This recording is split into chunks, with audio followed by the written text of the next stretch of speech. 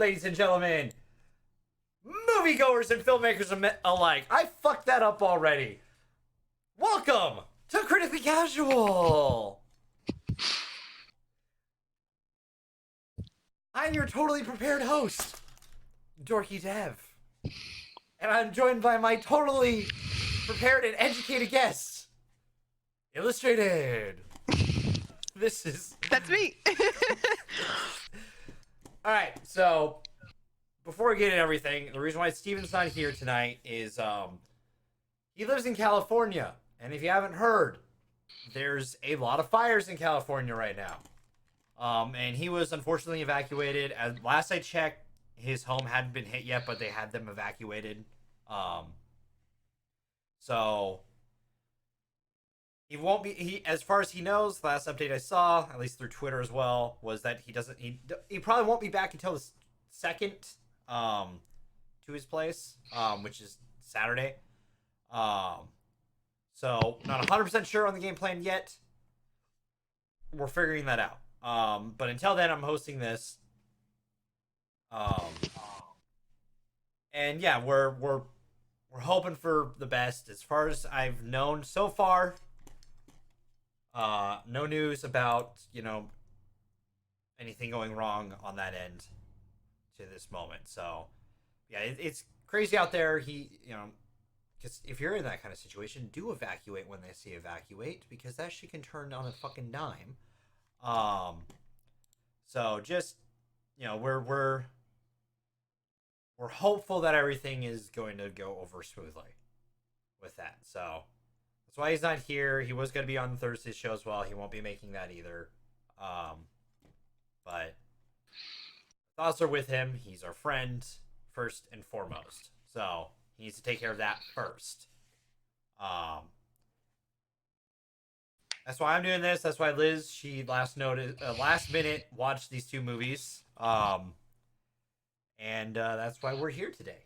So, yeah. I thought I should get that out of the way first. But yeah. Any other thoughts, Liv? No, I'm just trying to figure out how to... It's fine. I was just bringing chat up on my phone, but I don't know how to use my phone, so... It's all good. It's fine. I'm pretty. So, we're jumping into... By the way, there are no smooth transitions this week. It's gonna be just cut. Janky. I'm sorry. I don't have all of Steven's, scenes and stuff. So that's also why it looks really bad this week, and I'm sorry. Unacceptable, unprepared, you're fired. I'm not an artist in that way. I'm a performer. There's a difference. Dev, you're on the wrong website right now. Stop. This is Twitch. I'm still a performer. So, this week, zombies, man! We're going over ZombieLand 1 and ZombieLand Double Tap this week, because that released last weekend, and that's what we planned. It was closest to a Halloween film that was coming out this month. That wasn't some really shitty Halloween film that I saw advertisements when October started, and that's when I heard about the film, and I was like, nope, you're too late now. It was like, I think it was like, did you see the trailers for that film about the app that tells you when you're gonna die? Yes, and part of me wants to see it just to I know it's gonna say be I did bad. Oh, it's gonna be awful. The reason why I know it's gonna be worse than that is because I didn't see an advertisement for it until October. Which, I'm sorry, if you're gonna advertise a scary film that releases in October, you should advertise it before October? Yes. Yeah, spoopy season. Yeah. So that's why we're going into the ZombieLand films. And then there's not going to be a lot of news in the wrap-up. The wrap-up's got to be more me going over the movies for next month. So, we're super prepared. Listen, I don't normally bring in the news articles. I work weekends. I mean, Steven does too, but this is his show. I bring the articles to my show. It's just complicated. All I'm hearing is excuses. Yeah, probably. And I want results. So would most people. I also have spaghetti in front of me, so at some point I'm going to munch a little bit on that, but don't judge me. No, I will judge. It's okay. So, jumping into movie one, we have ZombieLand 2009, which I'm pretty sure I saw this. By the way, hi, JC. Hello, Chasing. And we aren't. And we're not. I'm not downloading that app for that movie. Nope. It's gonna say like I get hit by an ambulance, like Facebook did that one time. About 2009. Speaking of 2009, So fun fact about 2009, ZombieLand came out. I am 10 years late to that game. Watched it this morning. You really are late. I didn't realize you hadn't seen it. I don't watch movies. I get that, but like ZombieLand, it's a classic. I wanted to see it, and I just never did. It was never on Netflix, so. Okay, that's fair. We rented Netflix, it. I won't watch it. See, back in my day, we rented it on Netflix. All right, Boomer, calm down. Fuck you! You're old, that's what I'm saying. Jesus Christ.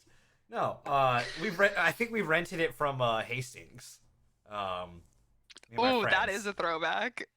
He only died like 2 years ago. Let me have something. That's like saying Blockbuster was never going anywhere. Hastings was never gonna go anywhere, right? Just eat your spaghetti and meatballs. Anyways.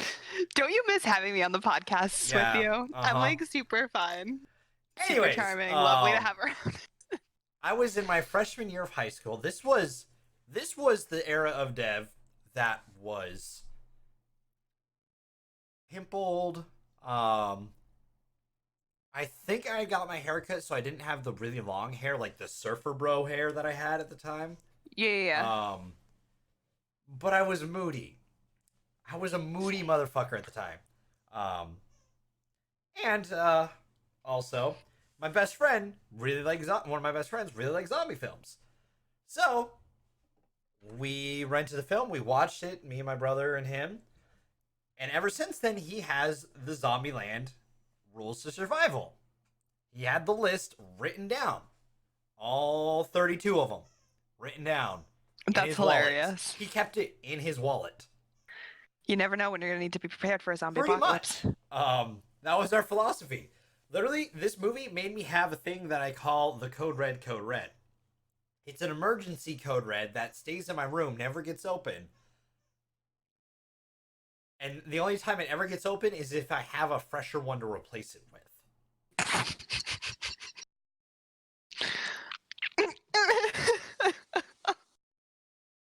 So you can offer it comfortingly? Yeah, pretty much. Be like, you know what? I have a new one. I'm sorry. You've been replaced. And then I drink it. I don't do that anymore. Because fucking Code Red, I'm gonna drink it. It's a soda. Yeah. But like this film inspired that. We used to have survival bags because of this film and other zombie films. To say the least, we liked zombie films. And this one was fun. But does the humor from 10 years ago still hold up today? Let's talk about that. Yeah, since you're going into this completely blind. Oh yeah, I have no idea what's happening and I'm ready. Does it hold up to today's standards? Okay, so admittedly, I have a really, really like cheap sense of humor. Like pretty much anything makes me laugh, though I did thoroughly enjoy the original ZombieLand. I don't know that it necessarily would hold up to like today's standard of comedy with like people who are overly critical. I'm the casual usually. This is the only time I ever get to be the critic. The only films I'm critical of is horror, alright? Fucking horror. Fair. Films. But no, I enjoyed it. I thought it was funny. I didn't think it was like over the top hilarious, but I did get like a couple of good chuckles out of it. I thoroughly enjoyed watching the film, which is like a lot for me to say because typically I'll lose interest about 35 minutes in. I start to be like, all right, like, how long is this movie gonna go on for? But no, the entire time I was like really into it. I was really enjoying it. I was like, I noticed I was like chuckling or smiling or like doing that little laugh a lot. Yeah, so I'd say it was a good one. It's honestly exactly how I remember it too. Like, which is really weird to think about, Yeah. but like 10 years ago and today, like it still is exactly the same film.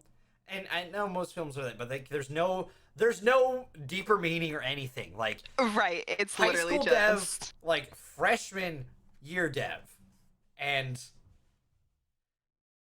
now me. I don't know what to call this form. adult. Yeah, been through the ringer adult, like been through the ringer young adult. I'll say. No, Okay. yeah, I'm still young adult because like I'm mid 20s. All right, so like young adult. Um, Wow, I feel like a baby. you are. Um, so like it it doesn't change. There's no deeper meaning. There's nothing else you can really. The only stuff that really changes for me is I look at Jesse Eisenberg character and he's kind of a little bit more of a dick. Um, Yeah, I kind of got that. Like, he's supposed to be like this kind of goofy, lovable character, but the entire movie, I was just kind of like, "Ooh, you kind of suck." Like, you're sleazy. I You're just trying to get laid in this apocalypse. yeah, like That's I probably would have done exactly what Emma Stone did and just peace, taking my little sister and running out. yeah. No, I wouldn't like. I'm like younger Dev. I think associated with him more, but older me's like, man, You're kind of a tool. you're kind of an asshole. Yeah. And a little like too like plan forward thing. Like, yeah, it's a zombie apocalypse, plan forward, but also throughout the plan. But don't plan like, hey, spend our lives together with someone you don't know yet. You like made eye contact with them and you're like, Psh, you, me, yeah, this is gonna work. Um. Also, Woody Harrelson is fantastic. I wanted to talk about him because he is by far the best part of the movies. Between like just him as an actor, I love him. I think he's a phenomenal actor. I think he really, really gets it every part that he plays down. And like even if he's kind of typecasted, but like can still manipulate it to create a unique character. But I really, really feel like he owned his character. Like he was Tallahassee through and through. Yes, 100%. And then there's also Abigail Brensill. Yes, Brasil? Yeah, I can't pronounce her last name very well. Which, you're fine. by the way, I can never remember the fact until like I see it, but she was in fucking Signs. Like, it's the one with Mel Gibson, and there's aliens invading, and like they're allergic to water. Jesus Christ! Watch the M Night Shyamalan month. I don't watch. Watch All right, Watch our M Night Shyamalan. I'll see what I month. can do. I don't know if they're up, but we do go over that. But she's been in the game for a while. Like Science was 2002. Uh-oh. The first of hey, there's motion I'm in back. the face. I'm just gonna sit here patiently every time I lag out. And hope It's that funny because like your face was still the same exact expression when you froze, and then it slowly I've gotten moved. really good. I'm getting really good at like noticing when my camera's about to freeze and like not blinking or making a weird face, so it'll like stay pretty normal until I come back. Well played. Well played. But she's been acting since like because she was born in '96, so since she was like 6, I thought she was substantially younger than that. right? Because this is 2009. She was born in '94, so that would have put her literally a year younger than me, or older than me. She's older than me. What? Oh, '96. No, she's younger than me. I'm dumb. Yeah, younger than me. No, so You're she's younger 22. than me. Yeah. No, she's 23 now. Mm-hmm. Yeah. I was just going off the fact that she was born 3 years before me, so that would make her 3 years older than me. Early '96. Okay. You're late 99. Yeah, centennial or millennial. You're a centennial. I'm still a millennial. No, the cutoff is 98. Some people say 98. Some people say 96. And then It doesn't matter. but you're also in a special category because 99 and 2000 are the centennials. Yeah. You guys were born the 2 years of the turn of the century, so like. But like I still remember growing up in like early 2000s, but I still had like 90s things growing up in the 2000s. So I'm like this weird. Fair enough. Regardless, we're way off topic. We're a little. It happens. This is gonna be a thing. We don't have Steven to rein things in. This is just gonna be the case for the moment. Anyways, I'll rein us back. She kills it in this movie. Like. Oh my god, absolutely. I definitely think she was kind of uncomfortable in the first one. Like I don't really feel like she really fit the role all that well because I don't think she really played it as being like a bratty 12-year-old. I feel like she was kind of at that weird age where it's like I'm older, I'm not a brat. She was at like that weird like early teenage years, which makes the next one weirder because she's like, is she supposed to be in her 20s? Like, she turns 18. Did she turn it? Is it her turning 18? They literally bring her a cake that says 18 on it. I didn't see the numbers on it. I'll be honest. I just saw cake and I was like, ooh, cake, cake. Listen, I'm food. All right. I feel food. it. Good. Anyways, so like that means. How much do we know? How much? We also don't know how much time has passed between the two of them either. They just say a couple of years, but if she is 12 in the first one and she turns 18 in the second one, it's been about 5-6 years. Okay, that's fair. You know what? This is why listen. This is I why failed math. The normal host. I'm not the normal host. It's fine. I failed math, but I could figure that one out. Listen. No. Anyways. All I'm hearing is excuses. Fair enough. I think she does a good job though with the role. Because I agree. The cast she's against, by the way, and she's also at that point. I think she's already been like nominated for awards at that point too, because she was in Little Miss Sunshine. Oh, that's right. Yeah. Which I think she got an award for. I can't remember off the top of my head. But like. She's in a cast of people who would go on. She's with Emma Stone, who God knows how many awards she's going to get before she's done acting.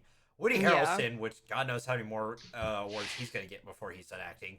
Jesse Eisenberg, which if he's not in a dramatic film, he gets typecasted. Yeah. Because he's better at I'll admit, he's a good dramatic actor. I agree. But I also liked in this film, there's a joke about Facebook. Yeah. And I was like, oh, that's funny because you did The Social Network like a year later. And I'm like, strings. But like, and I'll make a joke about that in the future too, because there's someone else in this film who looks like they should have played Mark Zuckerberg in the second film. Mm-hmm. But like, no, like it's surprisingly well acted. For really only having a cast of 4, and I'd say in half, because there's 2 like half roles through the film. Like, because they're kind of only in, like, each of those characters are only in one scene. Oh, yeah, that's right. I was, like, trying to remember. I watched them both, so they kind of melded together today, so I'm, like, trying to remember them individually. Fair. They each have kind of, like, only one scene each. Yeah. So I consider it, like, half a role, and they do a fantastic job, both of them. But, like, it's a good story film. In a lot of ways, like it was super campy, but it was still well done. Yeah, that's a good way to put it. It's the right way to camp. Yeah, it was almost like you're watching a comic book that's been made into a movie, where it's like they're keeping that kind of goofy, like tongue-in-cheek, lighthearted feel to it, but they're still like driving home the point that it's like, oh, everyone's dead. Yes, that's the best way to put it, because like they're still like. There's obviously like the zombie kill of the week, stuff like that. People that don't run. Yeah. There's rules like cardio and stuff like that. There's the rules themselves, which are humorous in Rule a lot of number ways. 1. and it's great, like, because it makes fun of itself. Yeah. It knows it's a ridiculous film. Yeah, I would almost compare it to like Cabin in the Woods style. Like it like it's a it's a film that essentially tropes all of the horror genre things. I know what Cabin in the Woods is. I'm just driving home the point that I don't watch movies. Don't do this to me. No, I absolutely will. Don't worry. Cabin in the Woods is like one of my favorite films. All right, so I have to rewatch it. It's been a really long time since I watched it. but but they do such a good job of undercutting the tropes, but making them funny, but Yeah. also making them still there and like that they Yeah. still exist. Which I mean, some people, Steven, would argue is potentially hindering the film, but I think it raises the film up every time. It's like Deadpool being able to make fun of superhero movies while still being a superhero film. Like, Right. being able to break that fourth wall a little bit and be like, "Hey, how's it going?" I think that's awesome. You have to be able to like laugh at your genre in order to create a good film because you know you're going to fall into stereotypes, so you might as well write it in such a way that the stereotypes are part of the story. Yes, exactly. And they do a great job of that throughout the film. I agree. Especially with like tropes about the bites and stuff like that. Like Yeah. the family member has to put someone down, stuff like that. They make fun of that. They make fun of like the fact of like, what if you had to go to the bathroom in zombie apocalypse? Like, I truly love that they included that because no other zombie movie ever does. nope. But I thought it was hilarious. I thought it was just like a cute little thing that they threw in there that was really funny. It's great. I love that role because it's just like, oh, yeah, I never thought about that. What? Yeah. Like What if I do need you to take a shit? Well, fuck. Yeah, you're gonna find some grungy public restroom. Pretty much. Which, ugh. Yeah, no, like overall, I still think it holds up in some ways, but I like there's very minor things that I look at that I'm like, really? And that's more because I've grown as a human from where I was in 2009, which is 10 years ago. Like, if I didn't change over the last 10 years, what the fuck? You want to sound really old? I was 9, maybe 10 when the movie came out. Was I? Math is... You were like 14? 15, 6. Yeah. Is that math checking out? Hold on. Well, yeah, because 14, you're... Yeah, I would have been 14.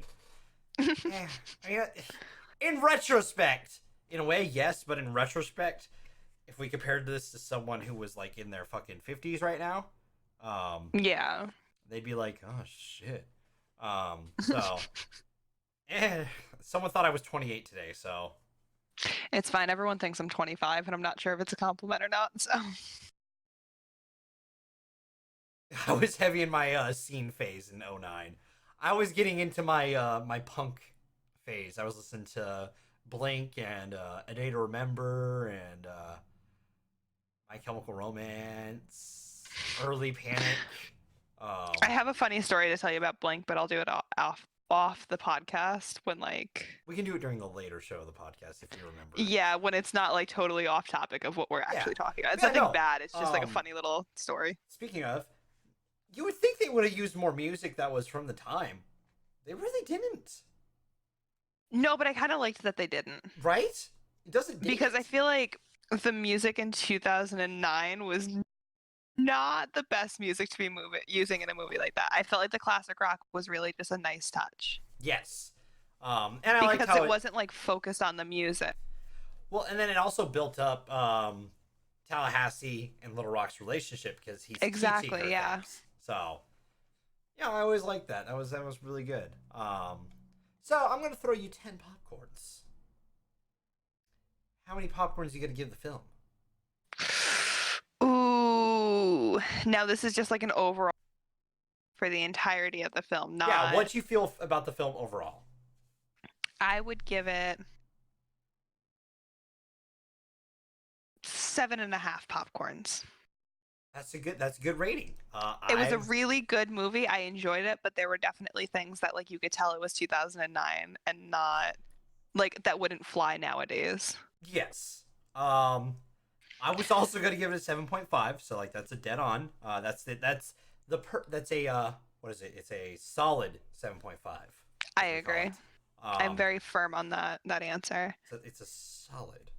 It's a solid one because like how it works. By the way, there's solid, there's rounded, there's a round.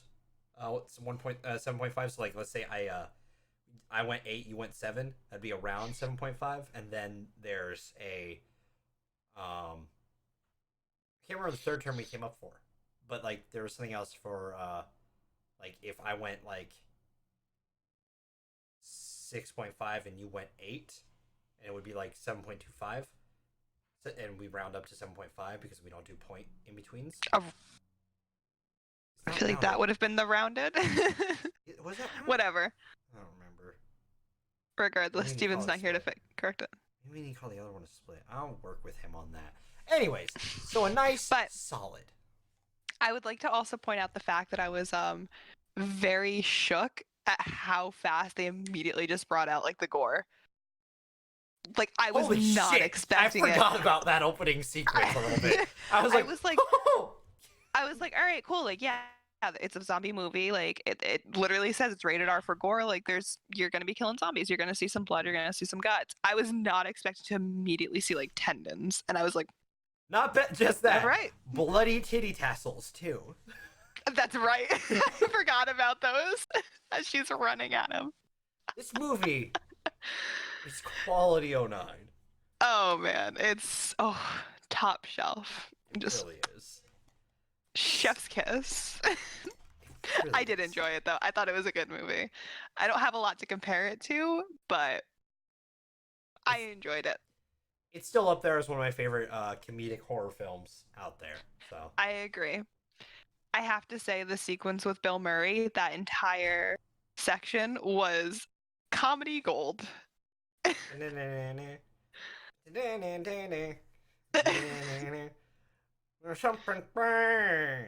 God, that's so good, so good. Who you gonna call? So on to, and it's so jarring. It's just a snap cut. Oh my God. Hello, we're back. Welcome to Double Tap. ZombieLand Double Tap. What's that rule number 2? Rule number 2, double tap. Double tap. This one takes place, what we just guessed, about like 5 years after. And we've got we got the same cast from before, the same 4. They've definitely, grown up a little bit. Jesse and Emma's characters, Columbus and Wichita, are definitely, they've developed more of a relationship. Little Rock is getting pissed off at Tallahassee for being too much of a helicopter. She's an angsty teenager who wants to get out of the nest. As every 18-year-old does. Yes. And yeah, so like that's the setup for the film, and from there it just kind of spirals into the chaos that is this film.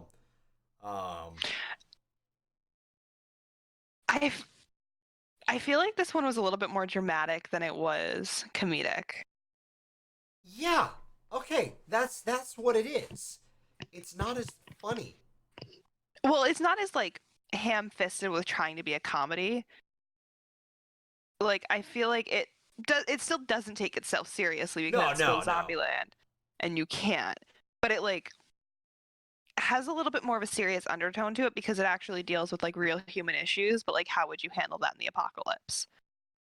That's a good way of putting it. Because like there's some family turmoil, right? And it's zombie apocalypse. So like, what do you do?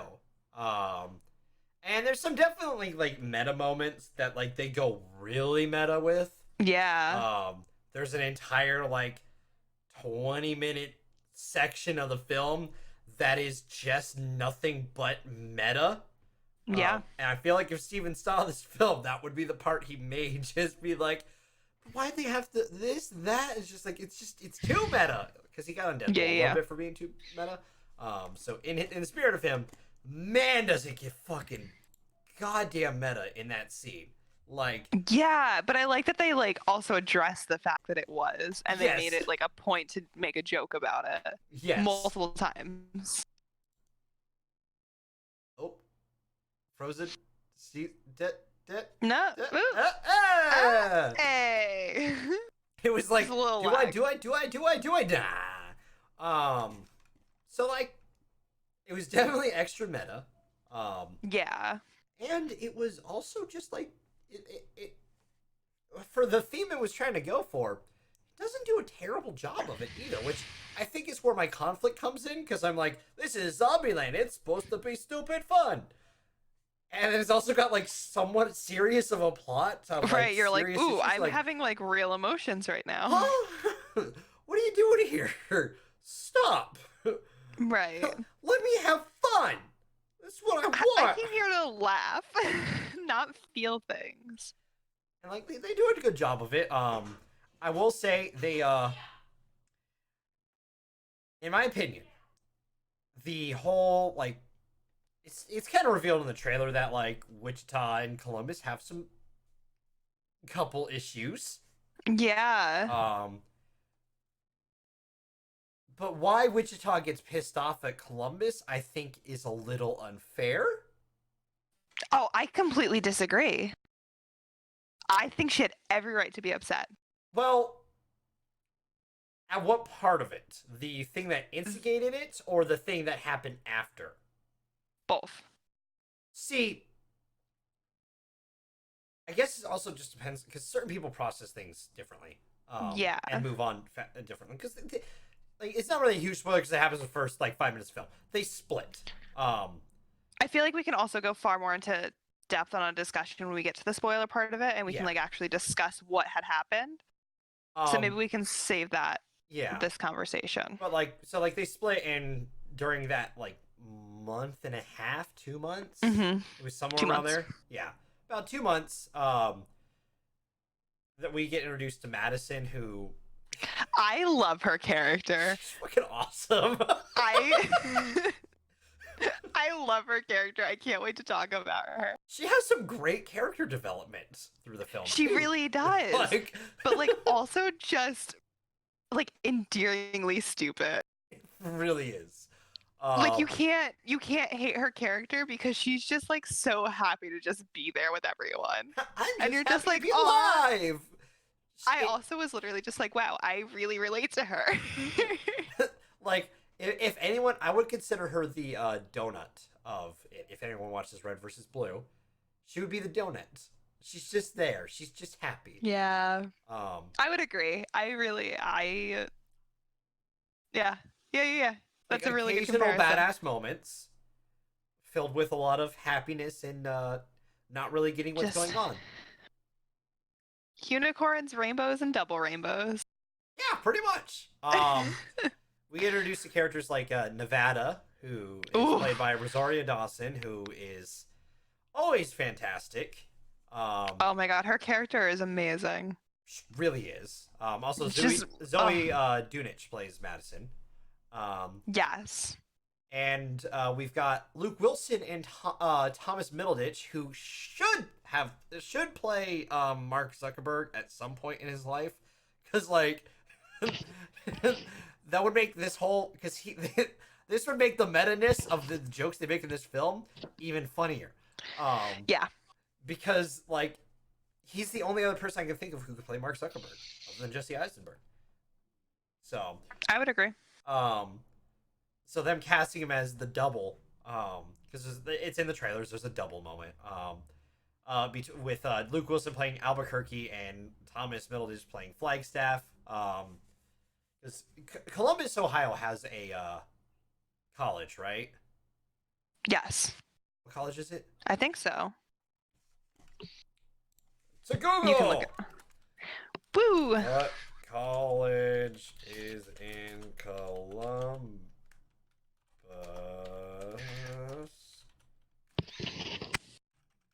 Ohio?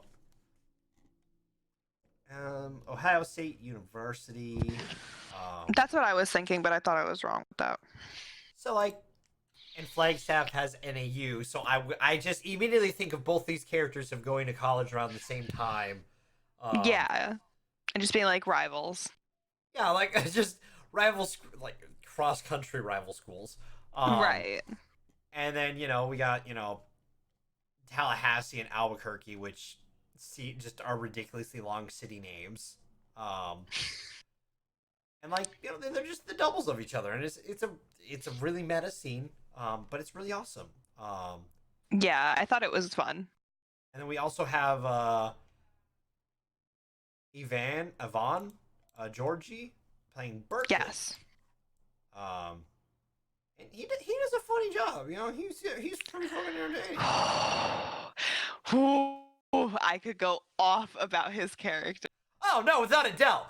I still found like he is foul. There's no other to describe him than foul. But it's fucking fantastic. Oh, I agree, because I totally know like 2 guys off the top of my head that are him to a T.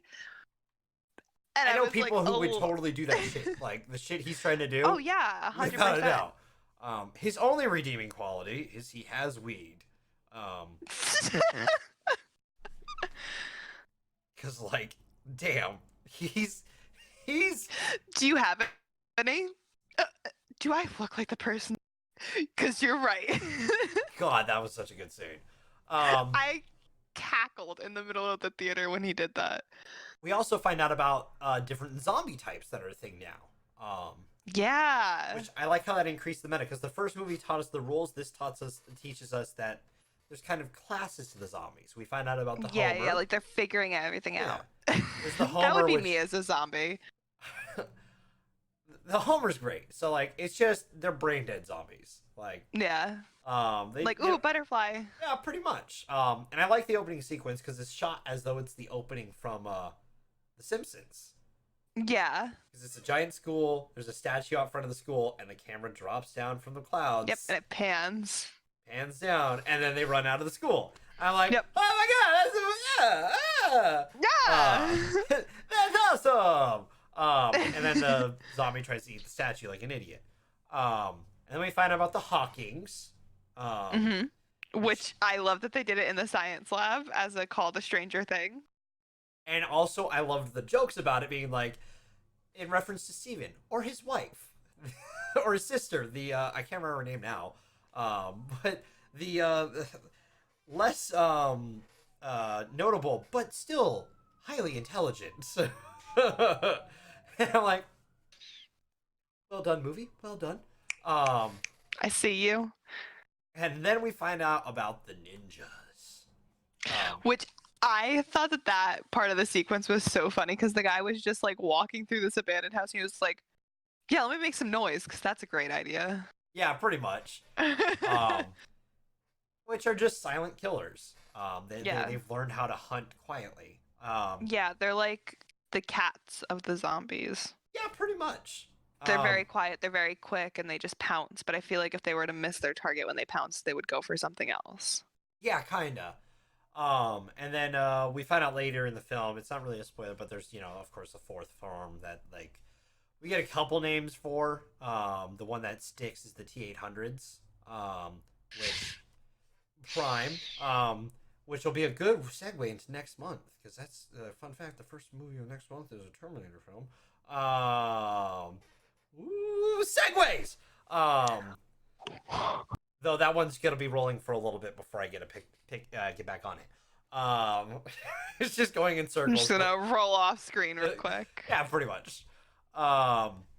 So we find out there's different zombie classes now. And like, it adds depth to the world. We get to meet more people of the world. Yeah. And it's just, it evolves the game. Yeah. I like that they included the fact that like other communities exist. Like, it's not just 4 people roaming around that never experience anybody else. Like, there's then the zombie kill of the week in the original one. Now, but then they like include zombie kill of the year now. Zombie kill but of the they month still and year. And month and year, yeah. Which zombie kills of the month sound awesome. which is what he was Yeah. going for. And then he's like, I'm going to go for the bigger one. Zombie Kill of the Year. Which obviously means there's some network of zombie kill, like, talk that happens across the world. Right. I kind of wish they had touched on like the communication between like how do they know that these other places exist? How do they know that there are other people out there? I bet you the way it is because for some reason they make a joke about it, but the power's still running. Yeah, that's true. So there's probably some form of communication, like some underground like network of people talking. Like to each other, they're using oh ham my radios God. or something. Yeah, so they're like, oh my God, did you hear about this zombie kill? Let's put it up. Or on they're the using board. forums. No, it's gonna be. It's like John Wick. It's just there's, Reddit. Like, there's in John Wick. There's that like the where people place bounties. They're like old operator station. And they connect the lines and everything like that. It's probably like that's probably where like the zombie kill of the week, month, and year all get like plaqued up, and you see where they rank on everything. Yeah, I like to imagine that there is some type of like forum in some way that they're all posting about their kills. This one did a really good job. Yeah. Where people can discuss it in some way. Like they talk about like Facebook being down in the first one, but I bet you there's something that's replaced at this point. Like maybe not internet wise, but like something. Yeah, because I mean, like, just because there's power, that doesn't necessarily mean there's like, because nobody has phones, so obviously like cell lines are down, but nobody like, there's no telephone lines clearly. So I wonder, like, I kind of wish that had been touched on. That's like my only critique of the two movies is that they're constantly talking about like these other places, other communities, other people, but it's like, well, how do you know that these people exist? How do you know that these communities are out there? Like, it just seems to be word of mouth, which doesn't seem to convey about that information that they seem to have. Right, because there's only 4 of them, so, like, who are they running into that we're not hearing of? Yeah, so if they touched on that, that'd be nice, but, like, now we'll see where it goes if they make it a trilogy. Right. Which they kind of hint at the end, with which, some like, of the they almost post-credit scenes. Yeah. Like Wait, how many post-credit scenes were there? There was one at the very end, but it doesn't pertain to anything in the plot. It was just someone having fun. Oh, okay. We'll have to go into that in spoilers because I only Yes. saw the first end credit. Okay, yeah. Which that will have to be in spoilers too. Yeah. But like, you know, they make a lot of meta jokes about the first one and also ZombieLand in general. Like, there's less jokes about the zombie apocalypse and more jokes about that this is a sequel 10 years in the making. Right. Which, fair. It took you 10 years to make a sequel to this film. Shouldn't Right. have taken that long. And I appreciate you guys noticing that and making fun of that. Yeah. So, like, I don't know. It like ups on certain things, but I don't know if it 100% melds all the way with some of the plot issues. Yeah, there were still some like loose ends that I noticed never got tied up, which is fine because I feel like they're okay as loose ends, but it would have been cool to like the storylines that they could have created from it. Yeah. There's also talk that they may spin off some stuff from it. I feel like that would start beating a dead horse very quickly. I feel like it would have to be like a web series. That's the only way that can succeed. Like, or if they like did like a comic book. Yeah, stuff like that. Like, nothing too pervasive where I have to watch an episode every week because like I'm already behind on every other show I want to follow. Right. I'm still like 2 seasons behind on Flash and Arrow, and this is the season I really want to be watching, but I'm so behind I don't have time to catch up. Right. So like, it is what it is. We'll see where they go from here. If they go from here. That is true. If they go from here. But also, like, you know, I feel it could be a good endpoint too. So yeah, I feel like they left themselves at a good point where they could do another in 10 years, or they could leave it at this, and it would still have a very satisfying end to the movie. Yeah. Like, I'm happy either way. I feel like I got a full story from these two. Even if they left ZombieLand alone as a standalone movie, I would have liked to see a development path there, so I enjoy the fact that they made a sequel, but had they left it as just one movie, it also would have been good. Yeah, exactly. Like, it's a film that doesn't need a sequel, but it was a fun sequel nonetheless. Right, it was a good addition, but it wasn't a necessary one. That But seems to they be the still theme did it, this and they still year. did a good job with it. A lot of the films me and Steven have talked about is being unnecessary but still good. Like we said that with Toy Story 4 Didn't and watch it, so I don't know. El Camino. They weren't needed, but they were loved. I like the idea of watching movies. I just don't have the attention span to watch something for 2 hours. That's fair, which is why these two films work because they're only an hour and a half. They were really like perfect length where like my attention span wasn't totally out the window. It was like just long enough that you got your whole story, but it was short enough that you got it and you were like, man, I don't feel like I just wasted my entire day. That's fair. Did you watch Endgame? Yeah. Did you make it through all? Fine. Yeah. No, I went to the bathroom. I did. When Thor was talking to his mom, I was like, all right, I feel like I'm in a good place that I can. You skipped a Dark World moment, which is the only part. Not that I will say Endgame made Dark World less hateful, but it's still probably the bottom of every person's MCU list, and rightfully Yeah. so. Hi, our list. But you know, which actually funny enough, we have that list on this profile, and I could pull it up if I wanted, but I don't have that set up. But like, I feel it does what it needs to do. So that's all that we could have asked of the film, in my opinion. Yeah. So I guess popcorn.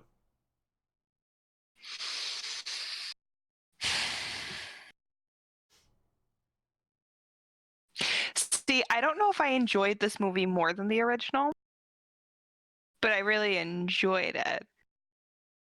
I think I'm going to stick with a 7.5. I think it was still a really good movie. I don't think it was perfect, but I don't think it was like, I don't think it warrants an 8, but it's definitely better than a 7. So yeah, 7.5. I'm putting it at a 7, actually. Really? I like the first one a little bit more, I'll admit. But like it's still not like it's I bet like in all honesty, if we had like an interval point system, it would probably be closer to a 7.5. Yeah, I agree. But like I can't quite give it the 7.5, so I'm gonna give it a 7. It still gets rounded up to a 7.5 overall, so it's around 7.5. But like if I could put it somewhere in there, I would. But we don't rate things that way, so I'm giving it a 7. Because like for me, you've got to reach those 0.5s. You've got to actually reach it before I give you it. Yeah, I got you. Like you have to surpass it, and then yeah, that's where you're at, and then you work it. It's like Who Wants to Be a Millionaire. Once you pass it, that's your last. That's where you fall down to if you lose. Yeah. So like for me, it's at a 7. Not because I necessarily I don't like it as much, but like it's more that like I don't know if it's as impactful to me as the first one was. And maybe it's just due to my age now.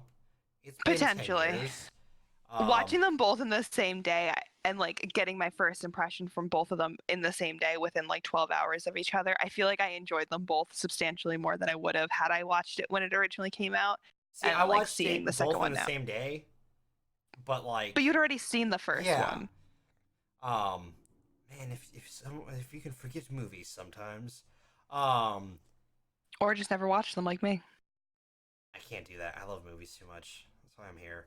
Yeah. So like it's a 7.5 overall. Not bad. I mean, it's at least a solid like when it comes out on like DVD if you can rent it in some way like Redbox. But like maybe I would definitely recommend it to a friend. Maybe a digital purchase. I would recommend digital purchase. Yeah. Digital rent. Do that. And decide if you want to buy it afterwards. Yeah, I like that you could watch the first one and you'd get more of the references that they made. But if you only walked into that having never seen the first one, there are a couple of parts that you'll be like, "Oh, I'm a little confused." But like they still do a good job of kind of like carrying a separate story in a way, where like you're still gonna get character development from everyone. You're just going to see like the slightly more developed characters from what they started as. Yes, you're gonna get their So- like, their last film. Like, here's your character arc. You're kind of starting like here when everyone else started like at the base. But you're like, you haven't reached their apex yet, so you're still getting like a nice arc with them. Yes. So yeah, that's a good way of putting it because it's a solid 7.5. And also, with that note, Let's get ready to spoiler! I'm so excited to talk about spoilers. oh, that step looked good. Oh, that looked good. Did I slap right as Oh you? no, I did the and as I did that, it went transition to spoilers. Perfect.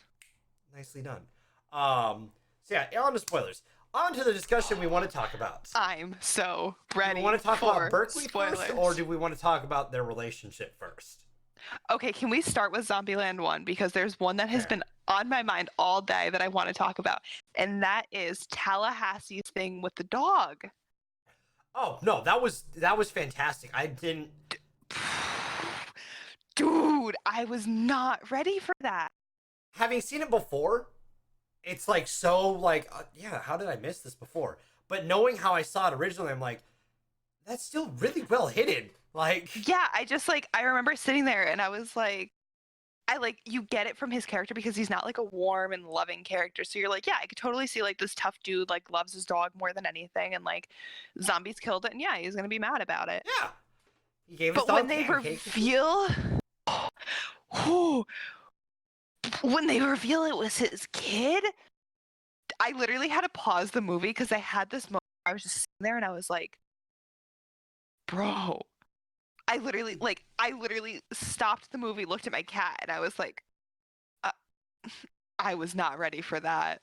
No, it's And I had to actually rewind good. it a little bit because I was like, I had to rewind it a couple of seconds because I was like, I needed to see the setup into him explaining it again because I was like so just blown away. It's really well done. Like, and it's, And like it made my heart hurt. Like I genuinely felt sad. I like cried a little bit. no, and they do a great job of selling it for being such a comedic film. They sell that like that little just gut.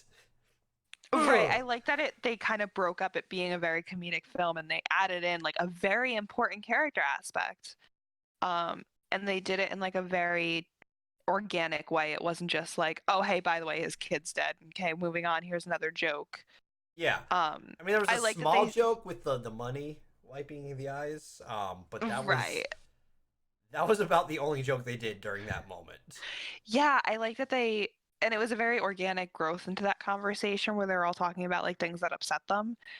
And then afterwards there was that moment where like Jesse Eisenberg's character like gives him that pat on the shoulder, and I just felt like it was a very real moment in a way, which Yeah. I really really liked that part. Like that was the standout part of the entire movie to me.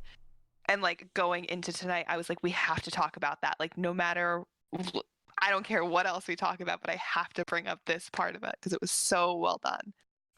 You know, I wouldn't even thought of that at the moment for some reason. I don't know why. It's just I think it just stood out to me though because it was like the stark contrast in the also movie. like I'll say it's your first viewing of it, which I think means, Right. I'll be honest, I'm glad we had you on because me and Steven, there's a chance me and Steven may have just kind of, because we've seen that film before. It might have Right. just like, it might have just been like, yeah, of course, the dog was Tallahassee. I'm always down to do this because I don't watch movies, so I feel like I'm always going to offer that perspective of like, I've never seen this movie before. Let's talk about that. So like, no, I had almost completely forgotten about that, and they do a great job, and it also, for the second film, adds into why he's so protective of Little Rock, because like, he Right. did lose a kid. I love that character He's development. Joel. He's Last of Us Bro. Joel. No, don't do these. I wasn't ready. My heart. He's Last of Us Joel. Just I can't believe comedic. you just did that to me. I'm sorry. Like, Can't believe you did this to me. how could this happen? No, he really is Last of Us Joel. Can't believe you've done this. So like, yeah, he they in the second one they kind of pick up where things left off. With do we want to talk about Berkeley or relationship now? Let's talk about the relationship because I really like want to discuss why I feel like she was totally right to leave. She had the right to leave. I will say that because he did not exactly do that because he proposes to her in like the most awkward timing ever. Yeah, it wasn't even that. It was just like I like the fact that they kind of do recognize the fact that his character is very flawed as a human, and like you can Yes. tell that he's very new to like the whole world of like relationships and all of that, and they still bring in that aspect of him from the first movie into his character in the second film, which gives him plenty of room to grow, which kudos for that, like not just ignoring that he's like perfect in a relationship. Right, they like show that they're like, he even talks about the fact that they're constantly fighting and he wants to feel like this will move them to the next level. But when the way she reacts, where she's like, you know, this isn't what I wanted, this isn't like, you can tell that there is a lot of like baggage to her that was never brought up, which I like because through both movies, if you really notice, like she doesn't have a ton of like emotional character development. She is very guarded in both movies, which I like that she consistently was through the entire thing until like the very end of the second movie. When they realize that there's a good chance we're all gonna die. Yeah, like I like that that's the first moment that you like see her change at all. She's very stoic, very guarded, very angry. It's always at the end of the film, character. because she like opens up a little bit at the end of the first one too, with like being like, "This is yeah, we can see where this goes." Yeah, but I like that you kind of see her get a little bit jealous, which I liked because she didn't strike me as the like I wasn't expecting them to add in the fact that she's gonna get jealous. I expected her to be like, well, whatever, you suck. Yeah, and I will say, in my opinion, and this just also goes to the fact that like certain people move on from certain things differently. Because Columbus meets Madison. Who I love. Madison's I so love great. her character. And her introduction is fantastic because like they have like the tour of the White House for a little bit, and she's like, I didn't want to go on a tour, and she like yeah, and she just and she says dive in, and like he's like, oh, I don't know, listen here, it's either you or the old guy, or I'm biting the bullet and I'm fucking the old guy. And he's kind of like, oh my god, I was like, dying. All right. And I'll admit, he's been moping around for 2 months, as Tallahassee has put it. And he doesn't exactly have to move on, as Tallahassee even says, but she can't keep moping. Right. And people in certain situations like that, they move on in different ways. Yeah, like you're not moping, it's just you latch onto somebody else. Yeah, and I mean, I'll admit, he didn't really latch on. He kind of understood what that would have been. He didn't latch on. She latched on more. Yeah. He kind of kept things at an arm distance. like, I'm gonna see. If you're the last one on the planet, I'll still keep you around, kind of thing. But I'm gonna keep you at an arm's distance in case there's options. In case she comes back. Yeah, pretty much. Ironically, what happens? But she's been gone for 2 months. She left a note that she was never gonna come back, kind of thing. Can you blame the dude? Because even if these roles, like in my opinion, I wouldn't blame it male or female in this scenario, because he was told that she wasn't coming back. Yeah, no, I totally agree with the way he reacted, but I also 100% support the reason that she left. I support the reason why she left. Place. Yes, because he was obviously just more worried about his end of the relationship than hers. Right. I like ultimately am not like annoyed by either character's reaction, but I do definitely stand by her choice more of the original leaving than I do his just immediately hooking up with some girl that he met 20 minutes ago. But maybe it's also just like from personal experiences. No, that's fair. like having been there, done that. Like I see her side of it far more than I see his. I see both sides very evenly in a lot of ways, because like both things happen, and like I don't know, Right. I'm very much a like shit happens kind of person. Yeah. It's kind of just how I've had to make it through life, honestly. Because if I gave too much of a shit, more than I already apparently give off that I give too much of a shit, I would probably implode. Um, That's fair. so like in all honesty, I wouldn't if like let's say I wrote that note and left, and I came back to get some ammo, and suddenly it's like, oh yeah, I slept with someone. I'm gonna be like, I said I was gone, Right, yeah. I wouldn't be like I would be upset, but I wouldn't be like shocked or appalled. Yeah. Like I'd still be like, ooh, my And heart she comes hurts a off little really bit. like, yeah, I'd be like, it's okay. Ow, my ego. Um, but like, I also understand why she left, because she wasn't getting like, he obviously wasn't paying attention to like the cues, mind you. I talked about this on the podcast last week. I don't get cues very easily, so like, Hmm. I understand not picking up on social cues, but she was bluntly saying shit like, "Hey, I said this isn't what I wanted." Like she has Right, and he obviously was said that. yeah, and when she was like, this is what I wanted, he's like, well, I don't need an answer right now. And it's like, well, no, that's not you're still problematic. Like Yeah, you still have development, buddy. Um, yeah, and apparently development for him though was 2 months later and fucking some other chick. Because I mean he changes a. Does he really change throughout the rest of the film? I don't think so. I really don't think he changes that much. I don't think his character really changes from the beginning of the first film to the end of the second film, though.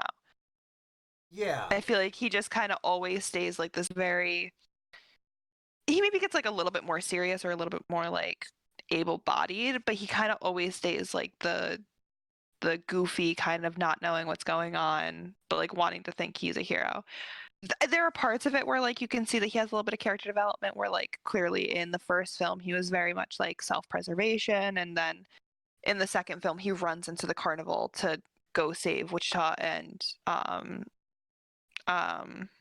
her sister Little Rock. Little Rock, thank you. And like where he's like some rules were made to be broken, and it's like yeah like, mm, I just felt Which, like it was a funny enough, eh, that's the second character. That's the second character to say that to Emmett Stone. Some yeah. rules are meant to be broken, and some promises are meant to be broken. Hi, Andrew Garfield. We missed you in some ways.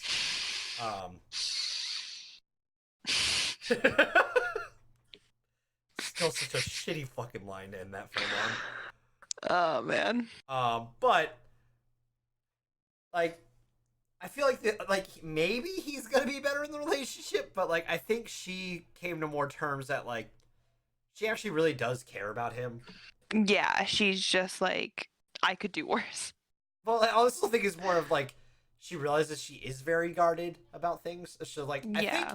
I think in all honesty, the character arc is Wichita's being like, Oh, absolutely, 100%. I feel like you get more character development in her in the 10 minutes of character development that she has than you do with any.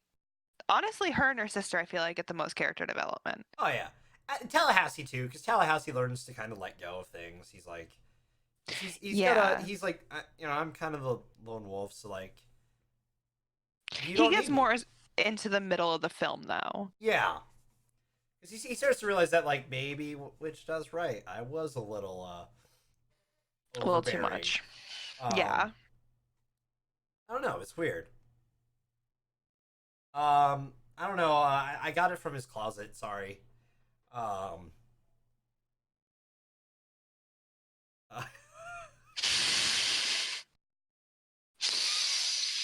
I has. Hello, Has. I love you, and I know you're totally meaning that towards me. I know. That's why I was trying. I'm gonna steal that real quick. Um, but like, I don't know. It's weird to think about because like our narrator point of view is Jesse Eisenberg, but like he doesn't he doesn't really change. Like, Which I feel he should like change. it's because he's the narrator. He doesn't change. Like, he's telling it from his perspective. So, like, of course he's not going to see himself as a flawed character. Because But nobody we wants to see do. themselves. Right. But he doesn't because he's the narrator. He's the one that's telling the story. So obviously he's going to be like the hero of the story. And he's going to be like, I was awesome through all of it. But look at, like, my friends are different now because of it. Nobody wants to admit that they've changed through an experience until later down the line. So Yeah, I maybe feel that's like what the trilogy will be for, so he can actually have Right. character development after it all. so I feel like it was more of like a self-reflection, like a growth story for him. Yeah, it just feels like there should be more to him at the end of it. Like, Yeah, he is kind of shallow. I don't know what to like say has changed about him at the end, because like I don't know if there's anything that stands out. Like, The only thing that stands out is that he becomes a more able-bodied fighter. But like that's kinda, like, otherwise, through the first one, emotionally too. and yeah, but like emotionally and everything like that, I don't think he got a lot of character development, which I'm okay with. Like, I'm not like, it's a critique, but it's not a critique that I'm mad about because I feel like him staying the same through both movies was like a good balance between everyone else changing dramatically through That's both fair. movies.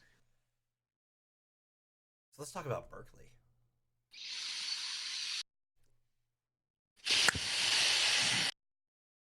Berkeley. Berkeley's fantastic. I was I kind of almost was like, ooh, I feel like you're coming for me right now. Because he is like your textbook definition of like the pretty boy.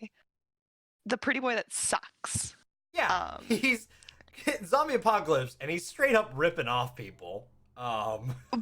Okay, so here's the really funny thing. And I'm literally sitting there in the theater next to my friend, and I was like, wow, this is like, too soon for me. I literally went through a similar situation, obviously not through a zombie apocalypse.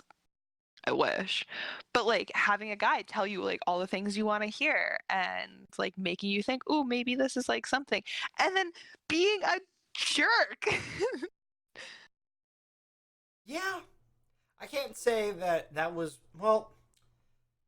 I thought he was awful. He is a vile, awful human Oh, being. no, he is. Until the very end. At the very end, I was like, all right, I kind of like, I don't hate you as much, but like, he's a college boy who's just trying to get laid in the zombie apocalypse is the best way to put it. Yeah, he's literally just like a frat boy. He's Jesse Eisenberg, just with a voice and not killing. He's Columbus. Yeah, he kind of is. He's like a parallel of him. Huh. Maybe there is this movie and we're missing it. Huh. Which makes things even funnier with the fact that he ends up with Madison. Right. Huh. But then Madison's the polar opposite of Wichita. And Little Rock, by retrospect. Right. I think there was a deeper meaning that we were missing until we started discussing it. This is ZombieLand. There can't be a deeper meaning. What? But there totally can be. Maybe that's the point. They want people to walk away thinking it's dumb, tongue-in-cheek zombie survival movie, but then they're like, yo, if people like talk about it, they're gonna realize all of the little things that we hid in it. Because he really is a lot like Columbus. He's just really shallow and kind of just like female. Right, but he's just like, but he's like the attractive, like, makes girls fall for him version. He's the attractive guitar player. Oh my god. He really is. Go ahead. He's the frat boy, but Jesse Eisenberg is like the nice guy. Like the white knight of... They literally pointed out toxic masculinity in both characters, like, significantly. And I just got it.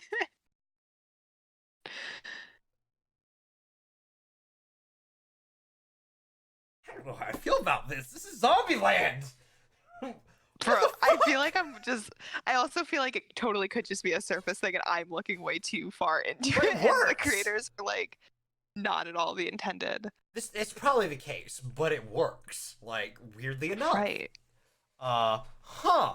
I feel like that's to the point where like the creators leave it up to interpretation outside of the theater. Then what would... I feel bad for anyone who was with Thomas Middleditch then. Because, can we talk about that scene? Holy shit. There was so much meta with him and Flagstaff and Albuquerque. Like, holy shit. Yeah. The commandments. Jesus. Oh my god, it was so funny. I literally was like, I was Wichita the entire time I was watching that, where she's just like, this is too much. I literally was, by the end of it, I was like, all right, we get it. They're the same person. I also like Move the on. whole Rosario Dawson's parking spot Yeah. conversation. Oh my god. That it took me a second to get it. Admittedly, I was like, oh, good for you, girl. I like that they're like the entire time it's just like talking it through, and I'm just like, and then which her Columbus, they're not talking about the parking spot anymore, are they? And but shut no. No.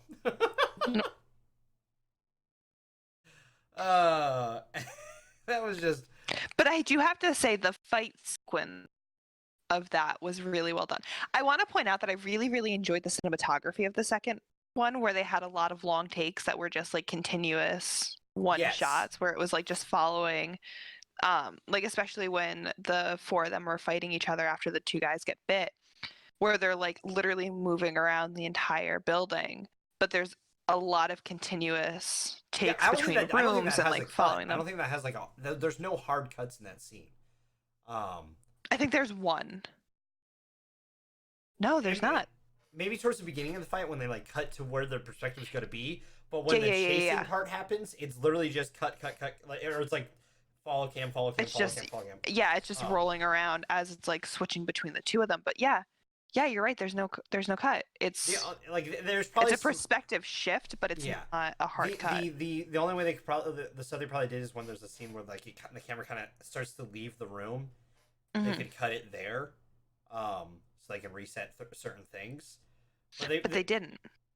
Well, I'm saying like what they probably did is like, from a standpoint like, they cut it so seamlessly that you don't notice that there's a cut. That's the way to do those scenes. Is that like, if you're gonna do a continuous shot, the parts where you cut is when there's no one else in it. So like, Right. There's no gap in. yeah, there's no movement, nothing else. So like when they would come around the corner real quick, and like all of a sudden they would bust through like that one like glass kind of thing. When they bust through that, that's when you would have a cut real quick. Yeah, the only reason I think that they didn't do that is because and this is not related to the movie, but in Haunting of Hill House, during the storm, it's one continuous scene, and they actually released a video where they were like doing the behind the scenes with all of the gear that they had that was like all the moving parts behind the scenes offset, where they were like literally moving the set around to create one continuous scene. And I feel like it's a common thing in filmmaking when you're doing a one take. So I feel like it was the same thing, where More it was than like just likely, like what I'm thinking moving is the set and manipulating things so that you Yes. can get that one take seamlessly. what I'm thinking is what may be the case is that they could do like, it's all gonna be one take, but I'm thinking is like just in case like they might have done like a couple versions of the take, at once, and if like a certain part's a little bit better, they find that one part that they could just cut here and cut here, so it doesn't get noticeable, just because like maybe this 15-20 seconds of it's better than this version of it, so they do a quick cut Yeah. here and here, put that version in, and because the camera's on a rig that's going to keep it on the same track, you could literally you don't have to worry about that like changing it. So but again, Yeah, I definitely want to look into it. I want to see if that was one continuous. Sorry, I punched my mic. no, you're good. Ooh, it's me on stream. Of course, I punched my mic. I definitely want to look into it and like do more research on that specific scene and see if it was like all one continuous shot or if there was breaks in it. Because if there was breaks, it was very seamless. So Oh yeah. it's like seamless enough to believe it was one continuous shot. So I'm definitely curious now for like a solid answer, which I feel like is going to come out in like a week or two. They'll probably be like, oh, here are the Easter eggs you might have missed. Yes, and then maybe the like behind the scenes, like, hey, so this is how we did this shot, and we'll be like, Right. oh, that was so cool. Because no, that was an awesome shot. Yeah, and I just like I liked this how they pulled back, like when he's like, don't swing, and he slides under, and he's like, okay, swing, and the other guy ducked down behind him. Yeah. And I like that they like brought back, like you can tell that there was chemistry between the two of them when it came to like self-preservation. They worked well together. They communicated Yes. well. And then don't swing, ah, ah, fuck. Yeah, yeah. Not me. That was Yeah, just a that good was scene good. overall. So Yeah, I very much enjoyed that like 10-minute segment between like meeting them and then them dying. yeah, all of it, and I like oh, hey, Oh, almost. you're a little bit you're jittery. It looks like yeah.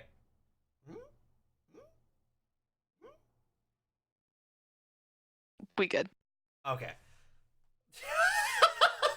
there was a pause during that. We good.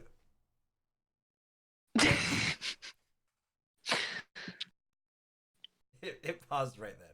I did appreciate and didn't expect it, and I barely caught it.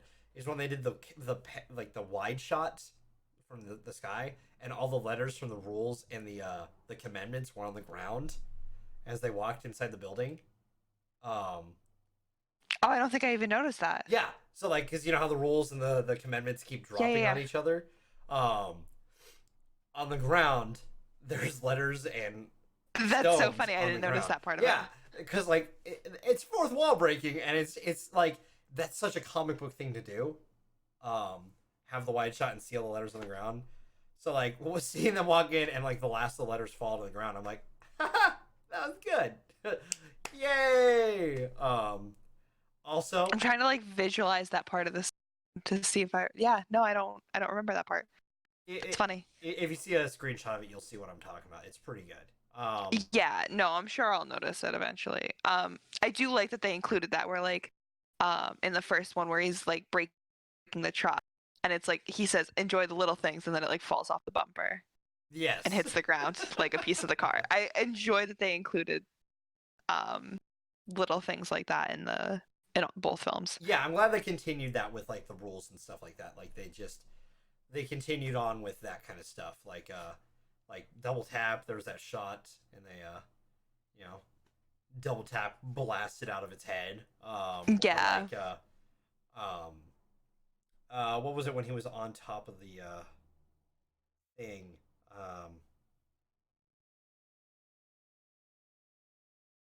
It was a different rule and I don't remember it, but it like popped up. Yeah, I know what you're talking about and I can't remember it either.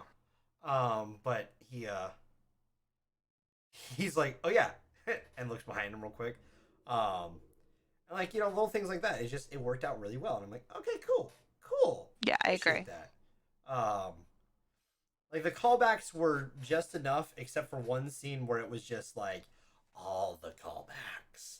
Cause like even during the meta scene, like Albuquerque's like to Tallahassee after Tallahassee's like, time to nut up or shut up. Well, that's very 2009 of you. Well, that's very That's right. Oh my 2009. gosh. I forgot he said that. And I'm like, that was just... And I loved Emma Watson's like, like laugh at that moment. I'm like, God damn it, Emma Stone. Like, come on.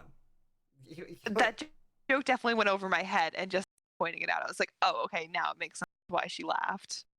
Not alone, maybe. Like, I'll admit, Emma Stone on the list of like celebrities that I'd be like, hey, want to go on a date? So like that laugh just like bonus points because that was fucking like I don't know. I if don't think it was ge- scripted. I don't think that I laugh know, was it scripted was- because it was a very genuine laugh. Yeah, I was like, But I don't think his reaction to it was scripted either, where he was like, "That's very 2009 of you." I feel like he just threw that in there. yeah, right? And like, so her laugh was also ad libbed because because it was a very like quick. Yeah. Where I was like, "Ooh, I don't." So I feel like they just told him to make like a snarky comment there, and so that's what he rolled with. right, and they did a good job with it. Like, good casting Yeah. overall. So I feel like a lot of the movie was off script though. yeah, I think they went with like the Marvel way of just have a little improv, have some fun. Yeah, And the because a cast lot is of like- it definitely seemed. Fuck it. Yeah, because you could clearly tell that everyone in the cast got along really well, and they all play off each other really well. So I feel like they kind of let them just run with that at the scenes where it was like a little less serious. Yeah, like with Abigail's character pulling out Elvis's gun, shooting. Yeah. You kept the gun, and she's like, I can't give her my favorite Yeah. birthday present. Why did you use it? Christmas before? present. Christmas present. Why did you use it before? I forgot I about kind it. of forgot about it. I've been really stoned. I'm Yeah, I thought that was really funny. funny. You would. So, no, overall, I think it's still a good film. I don't know if it's good as the first one, and I feel like the first one has a little bit more of a special place for me, but like, maybe over time, it'll be a 7.5.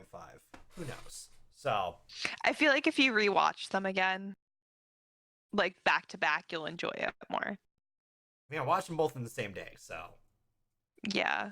But maybe Within like now hours that of you've each seen the second one. maybe. We'll see. If I spend money on it again, it'll probably be a rent. So, yeah. Yeah, where it's like $4. Yeah. So with that, we're gonna move on to. Oh wait, hold on. We were whatever. Nah, I tried. On to the news. There's not much news, but we'll do the wrap up, I guess. So let me pull it up. At this point, normally we would have a graphic that I would pull up at the end of the month. We don't have that right now due to the situation I talked about at the beginning of the podcast, with Steven having to deal with a lot of fire bullshit. It's just because Dev's unprepared. Don't let him fool I don't you. know how to I'm not a graphics person. I don't know how to do these things. Listen, short notice. I found out about this Saturday.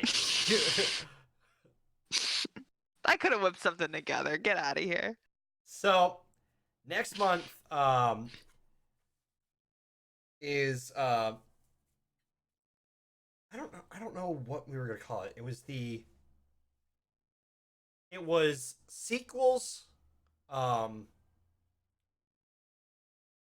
reboots, and seek boots, or was it gonna be requels? Requel sounds better, so I feel like that's what you guys were. It's a reboot sequel, sort of, again. Because Okay. we're going over Terminator Week, which is going to be T2 and Dark Fate. And because those two, I feel like, are going to have the best parallels between the two of them. And that one's kind of a requel. It's a reboot, but a sequel. from the looks of it. Yeah, I agree. We have Shining and Doctor Sleep, which is a sequel. Ooh, to The that's Shining. right. I forgot about that one. I can't wait. It's got Ewan McGregor. It's gonna be so good. We're doing Charlie's Angels 2009 and 2019. Or 2000 and 2019. So, reboots. And Frozen and Frozen 2. So sequel. I just have one question. Yeah. Do you want to build a snowman? Alright, and on that fucking note. Come on, let's go and play. Nope. Alright. Alright, everybody, this was the show. Make sure to hold on. Dev just opened up the door. Nope, It's like you've stop, gone away. Stop. Follow us. Subscribe on YouTube. Hit the bell. Follow us on Twitter. That's where we do all the things. Liz runs that and posts things that are funny. And asks you guys questions from time Sometimes to time. I think I'm funny. Discord, you can talk to us directly and follow us here on Twitch. We are not doing this. We are not doing this. Until that week. I swear to Christ. Don't worry. Anyways, make sure you follow us on all those things. It's the easiest way to keep up with all the content. And we do have 4 shows throughout the week, Monday through Thursday, 6 p.m. Pacific Standard Time, for your enjoyment. So, until next time, watch some movies. Thanks for hanging out. Bye. Or don't. What? Okay. We're a movie podcast. It's our job.